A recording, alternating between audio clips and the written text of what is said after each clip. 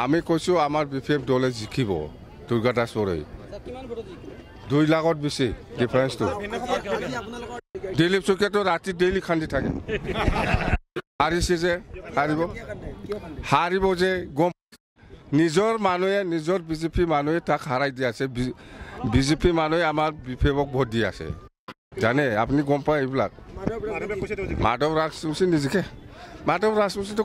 কংগ্ৰেছৰ মানুহবিলাকে কিমান মিটিং কৰি আছে আমাৰ হৈ ভিতৰে মাধৱ ৰাজবংশীক ভোট নিদিব বোলে ইহঁতে কংগ্ৰেছ হ'ব পাৰে মাধৱ ৰাজবংশীক ভোট নিদে আমাৰ BPFক দল ভোট দিব বুলি কৈ আছে দলটো চেঞ্জ নকৰে কংগ্ৰেছ হৈয়ে ভোটটো আমাক দিব কথাটো হ'ল AIUDFে সেইটোৱে কৈছে যে কংগ্ৰেছক আমি 4 বাৰ সহায় কৰিলে কিন্তু বিজেপিক হাৰাব নোৱাৰিলে